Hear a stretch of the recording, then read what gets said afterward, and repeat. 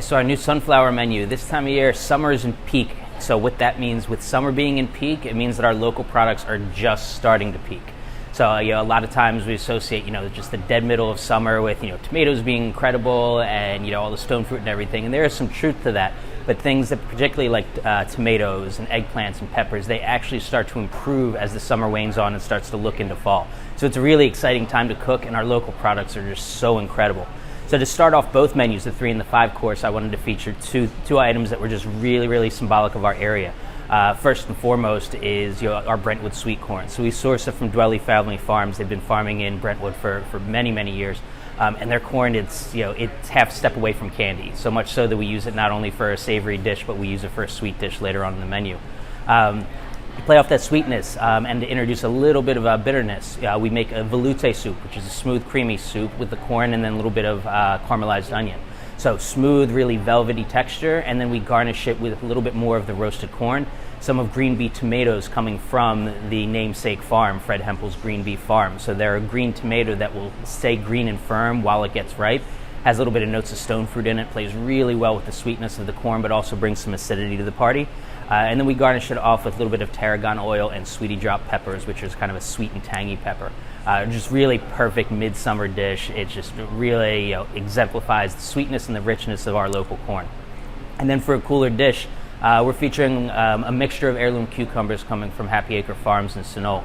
So this inspiration I took kind of from bagel-y flavors. So we toss the cucumbers with a dill creme fraiche, and then we bring in the incredible white sturgeon from Sacramento River, and then we do a 2-day cure, and we do a 12-hour smoke on that.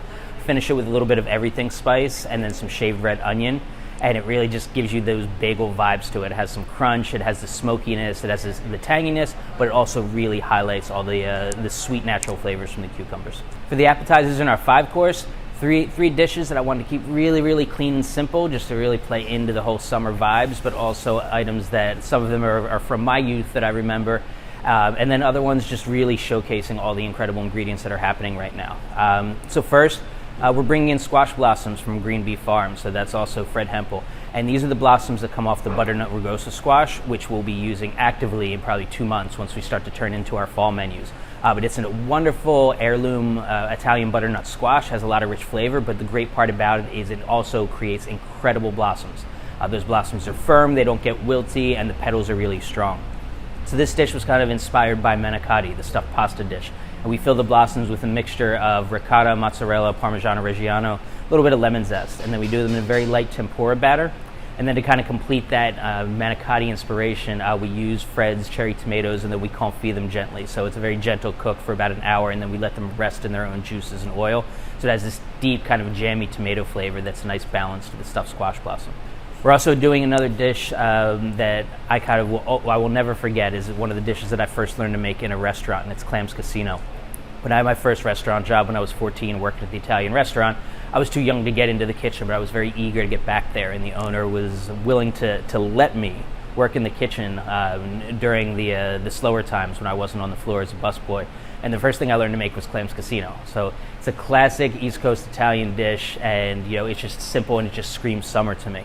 But because of that, I did want to use some clams coming from the East Coast. These are larger cherry stone clams. They're super meaty, and they just have that really nice salinic, minerally flavor that plays well with the filling. The filling, we're using Journeyman's bacon out of Sonoma County, a little bit of toasted breadcrumbs, some shallots, garlic, and white wine. Simple and true to the classic dish. We serve it with a charred lemon just to kind of lighten up the dish. And then keeping with pork belly on this menu, pork belly and melon is a really, really one of my favorite combinations, and I wanted to use the red ocelot watermelon coming from Roscoe Zuckerman out in Stockton. The two just look awesome together, just sitting next there on the plate, because we can square off the pork belly and square off the watermelon. But this takes kind of a Taiwanese influence. There's a black vinegar condiment that we toss both the belly and then drizzle some on the watermelon as well. Finish it with some crispy shallots and torn herbs, and it's rich, it's bright, it's fatty in all the great ways, and then the cleanliness from the watermelon cuts through everything, and then the acidity from the condiment kind of lifts everything up. Just an awesome, awesome summer dish. So our 2 pastas for this menu, I wanted to make sure we kept them light, didn't get too heavy. We'll have plenty of time later in the year to do some nice, rich, stick to your ribs type pastas, but these I wanted to keep pretty clean. So first we're doing a ravioli. The ravioli, it's filled with a mixture of ground Victory rabbit and a little bit of pancetta to kind of give it some of that richness, as rabbit is very lean. A little bit of baby spinach in there for some texture, and then we toss the ravioli in a pesto made from Neapolitan basil that Fred is growing at Green Bee Farms. It's this crazy looking basil. It has these wrinkly leaves, but it just has so much more aroma than the typical basil, the Genovese basil that you would find in the grocery store that might have been sitting there for 2 weeks. Fred cuts the basil, he brings it to us that day, so it's incredibly fresh and super aromatic. And then we finish it off with just a little bit of his saladette tomatoes, just for some acidity, and then a touch of pine nuts as well. And then our other pasta is influenced by a small town in the Amalfi Coast. This is pasta alla Norano, or spaghetti alla Norano, and this is really just to feature zucchini. And zucchini, it seems like just kind of a common blah vegetable in many senses, but when it's at its peak, which it is right now, it's just entering it, it's incredible. It has great crunch, it has sweetness to it. This is also coming from Green Bee Farms, so as I mentioned, we're really seeing our local producers enter their peak. They're just producing some incredible products, and we're excited to use. But a very simple pasta. Its basis is 3 ingredients. It's the pasta, it's the zucchini, and we use caciocavallo cheese, which is a cheese from southern Italy. Down the road of a provolone, but has a little bit more complexity and has a little bit more depth to it. Very simple. We just cook the zucchini in a touch of garlic oil. Pasta goes in, generous amount of cheese, and then we mix those together. And we finish it off with a little bit of torn blossoms and some more of the caciocavallo cheese. Deceptively simple, but it just takes a few really incredible ingredients and lets them shine. Our entrees for our 3-course, and some of them you'll see on our patio menu as well. One that I'm really excited about, we're sticking with pasture bird. I love those chickens. So they taste like chicken, which seems kind of odd to think about, but they really do. They just have this incredible clean chicken flavor. But this dish was inspired by a product that Happy Acre Farms is growing. So they're growing what's called Super Verde Tomatillos. So middle of summer, when they say that they're growing tomatillos, the first place I go to was Salsa Verde. So we're doing a play on pozole rojo. But instead of just getting everyday hominy that you might find at a store, we're sourcing heirloom hominy that we get from Rancho Gordo out of Napa Valley. So incredible heirloom hominy that comes in dry. We soak it. It's a 2-day process to turn that around. And then we use those tomatillos with a mixture of green chilies, and we make a really rich, saucy broth, use a little bit of chicken stock, and then we finish it off with some of the traditional pozole accompaniments, a little bit of avocado, radish, some cilantro, and lime. And then we take our roasted chicken breast and just lay it on top. So far, it's been an incredible response. And then another dish that was inspired by the produce that's available. So we're using Mount Lassen trout to do a trout amandine, which is trout that's cooked in a lemon almond brown butter sauce. But it was the Romano beans coming from Jacobi Farms. They came a little bit late this year, and that's because we're struggling in California. We need some rain, so the drought has really been affecting things. But the Romano beans came in just in time, and trout and beans, it's just kind of this happy combination. You'll often see trout amandine with green beans, or you'll see the beans just prepared in that same style with the lemon butter and almond sauce. So I wanted to pull those together. So we slow roast the Romano beans over the course of an hour. They get a really nice caramelization on the outside. I love using Romano beans because you can cook them for extended times and they don't turn to mush like some of the other beans that will get a little softer. And then our vegetarian dish, which I'm really excited about. This will make vegetarians and carnivores equally as happy. But it's called pisto, a summer vegetable pisto. And this is, if you ask a Spaniard, pisto was the predecessor of ratatouille. If you ask a Frenchman, ratatouille was the predecessor of pisto. So it's up for debate still, but what it is, it's using those awesome summer vegetables that are available: eggplant, zucchini, tomatoes, peppers, and just stewing them all together, and it's a nice, rich, deep stew flavor. And we use a little bit of the Spanish ingredients, a touch of smoked paprika, some roasted garlic in there to give it that Spanish vibe. They serve a little bit of saffron rice and then two pieces of roasted garlic manchego toast to kind of dip and just kind of round it out. But really cool vegetarian dish. It's very soul satisfying, showcases the great vegetables that are in season right now, but it's not overly heavy. Our entrees on our 3-course, going back to using some lamb loin from Anderson Ranches in Oregon. Love that lamb. It's super clean. It doesn't have excessive gaminess. It's super meaty, and it cooks up really well.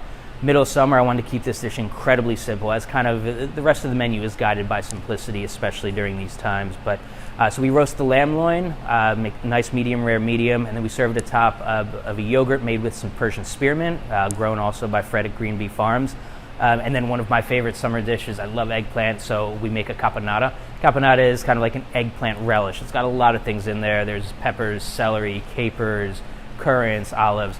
And it's one of those dishes that you make and it actually gets better the second and third day. So we keep it room temperature, and it just kind of is a great folly. It has a little bit of sweetness, and that little sweetness plays off of the lamb really well.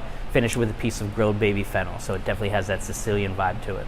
Bring back a dish, kind of reimagining a dish that I've done for quite some time. It was inspired by Nobu's Miso cod. We're using our local black cods landing out of Monterey Bay, and we do a miso sake kasu marinade on that. And what sake kasu is, it's kind of all the solids that are left over after the sake making process. Those solids get pressed out, and it adds this really great kind of sweet, ricey flavor. So we buzz that into the marinade with the miso with a little bit of salt and sugar, and then the black cod gets marinated for a few days, and it really just works its magic, and it turns the cod into this incredible, delicate, sweet, savory umami dish. We finish it in the broiler, so we give it a nice little char on there, and then serve it over top of our deadwood oyster mushrooms cooked with a little bok choy, and then a rich umami broth that we use the bones from the black cod, as well as some mushroom powder and dashi and everything to really just hit those umami flavors. And then we're still using Liberty Duck this menu. It's going to be hard to walk away as it's such a great product, but we're just using legs this menu. So we're doing duck confit. And I wanted to keep this dish kind of light as the duck is very rich in and of itself. So this is inspired by a salad hollandaise, but a little bit twisted. So we confit the duck legs over the course of 12 hours, and then we serve it with a mixture of frisée and watercress that gets tossed with a garum vinaigrette. We take the incredible stone fruit we're getting from K&J Orchards, give it a little brush with the duck fat, and then put that on the grill really quickly. And then finish off the dish with a little bit of pickled mustard seeds and toasted black walnuts. So you get a lot of richness, but then you also get some brightness from the stone fruit. You get a little bitterness from the greens, and it really balances itself out. Nice and filling, but not over the top. And then our desserts for this menu, a lot of these desserts that we're running, they're like the quintessential summer dessert, first and foremost, and this is only available on our 5-course because it is fired to order and it's a 30-minute pickup time. Clafoutis. Clafoutis is a country French dish, and it's just meant to highlight the fruit that you have on hand. It's supposed to be the best fruit you can get your hands on, and the batter is somewhere between kind of a crepe and a pancake. So what we do, we have individual dishes, and we're using blackberries that we get from Rudy Vasquez down in Moss Landing.